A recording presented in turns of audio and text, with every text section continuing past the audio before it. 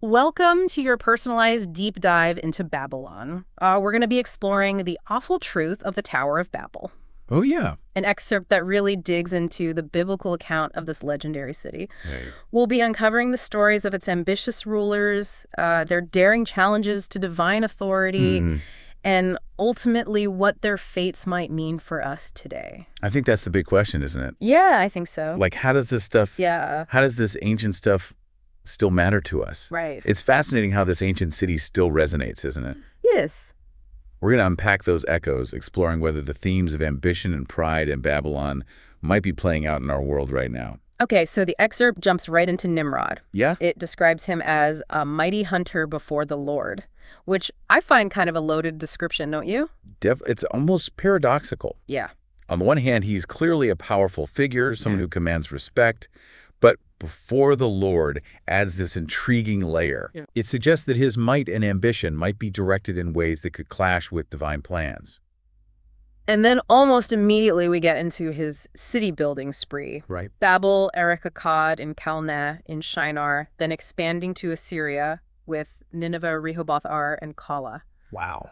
It's like a resume of ambition. That's one impressive resume for sure. It's not just about establishing settlements, it's about creating lasting legacies. Right. Monuments to his power and influence.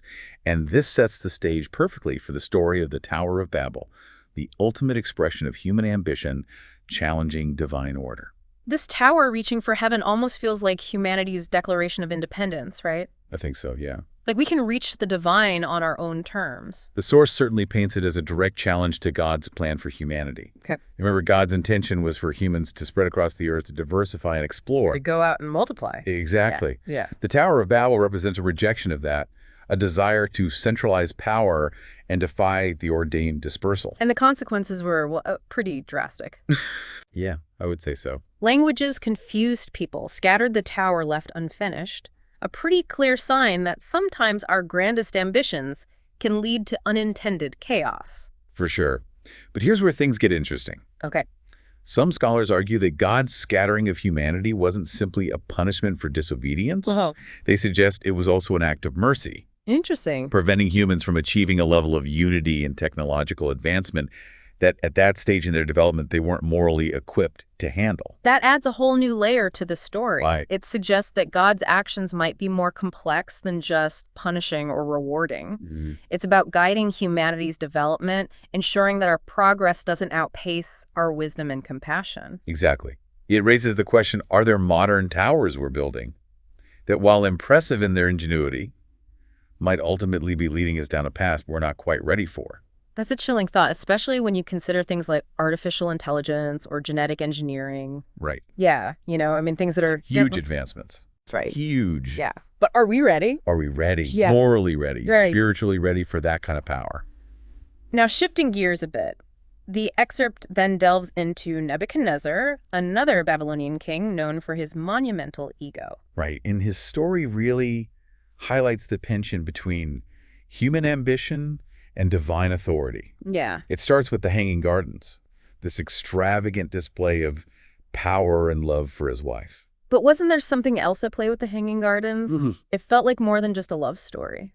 Absolutely. Some historians suggest that Nebuchadnezzar also built the gardens as a way to recreate his wife's homeland, Okay. which was full of lush greenery. It was a way to control nature, to bend it to his will, and assert his dominance over even the natural world. Talk about a power move. Talk about it. But as the excerpt reminds us that power was fleeting, then comes the dream of the mighty tree cut down and bound. Right. And Daniel's interpretation is about as subtle as a sledgehammer, isn't it? Yeah. Daniel tells Nebuchadnezzar straight up, this tree represents you, and your pride is about to get a reality check. Ooh. What's striking is the immediacy of the prophecy's fulfillment.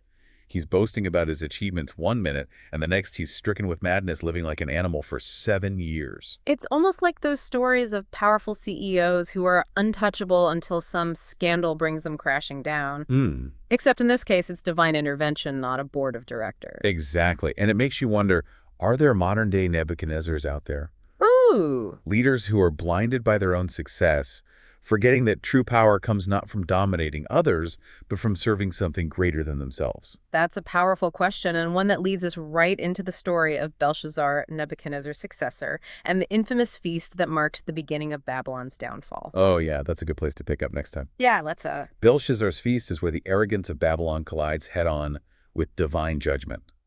You can practically hear the echoes of excess in the source material, lavish banquets, drunken revelry. Oh, yeah. And then that shocking moment of disrespect. It's like the ultimate party foul, using sacred vessels from the Jerusalem temple as wine goblets. Right. It's hard to imagine a more blatant act of sacrilege. And the source really emphasizes how this act triggers the supernatural intervention. Right. A ghostly hand appears, writing a cryptic message on the wall.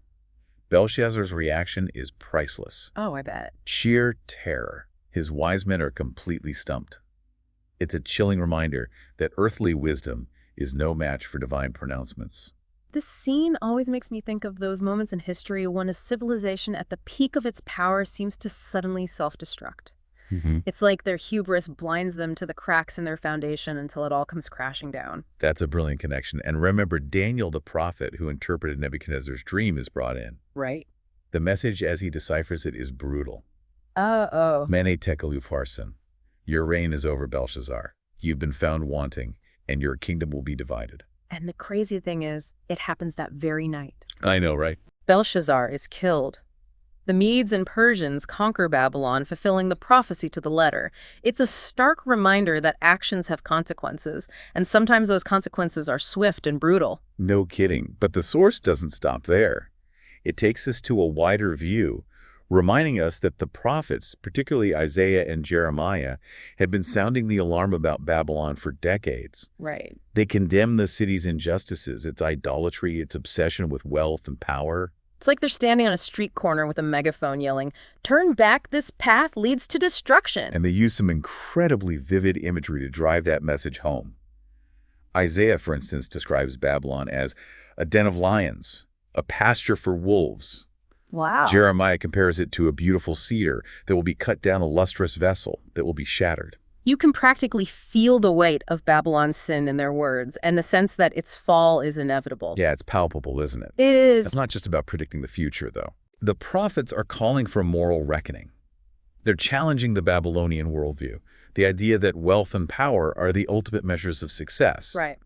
And they're reminding us that true prosperity is found not in material abundance, but in righteousness and justice. So we've gone from individual kings like Nimrod and Nebuchadnezzar to this broader condemnation of an entire society. Right. But then the source material takes us to a whole other level with the Book of Revelation. Oh, yeah. Tell me about this Babylon that reappears there. It's not just a city anymore, right? Exactly. It becomes this powerful symbol representing the ultimate expression of worldly corruption and spiritual rebellion in the end times. So it's like the anti-God system, as the excerpt calls it. Can you yeah. unpack that a bit? It sounds pretty intense. Think of it as everything that stands in opposition to God's values and intentions. Okay. It's a system driven by greed, lust for power, and a rejection of truth and revelation. This Babylon is portrayed as a wealthy city, a center of commerce and pleasure, but also a hotbed of immorality and deceit, even likened to a prostitute. That's quite a contrast to the physical city of Babylon, which was known for its grandeur and architectural achievements. Right. This Babylon of Revelation feels much more insidious, like something that could permeate any society, any culture. And the warning for God's people is clear. Come out of Babylon, my people, lest you share in her sins, lest you receive of her plagues. It's a call to separate ourselves from anything that compromises our faith and our commitment to God's will. So if we apply this to our lives today, what are some modern examples of this Babylonian influence? Are we talking about specific institutions, or is it more of a mindset, a way of life? It's both, really. The excerpt doesn't give us a checklist, but it encourages us to be discerning. Are we swept up in consumerism, placing our value in material possessions rather than spiritual growth? Are we compromising our ethics for the sake of success or financial gain? Are we prioritizing entertainment and self-gratification over service and compassion? Oh. These are all subtle ways in which the spirit of Babylon can creep into our lives. It feels like we've gone from ancient city walls to this sprawling metaphor for everything that pulls us away from what truly matters. And that's the power of the story of Babylon, isn't it? It transcends time and place. Yeah. It's not just about bricks and mortar. Right. It's about the human heart, Mm. our desires, our ambitions, and the choices we make that ultimately shape our destiny. You mentioned earlier this idea of modern towers that we're building. Right. I've been thinking about that a lot. What were some examples that come to mind for you? Well, think about the things our culture obsesses over. Okay. The relentless pursuit of wealth and status, the idolization of celebrities and influencers, Mm-hmm. the obsession with technology and instant gratification. These can all become towers, in a sense. Things we pour our time, energy, and resources into, often at the expense of our relationships, our values, and our spiritual well-being. It's like we're building these elaborate structures, but the foundations are shaky. We're reaching for the sky, but we've forgotten to ground ourselves in what's truly important.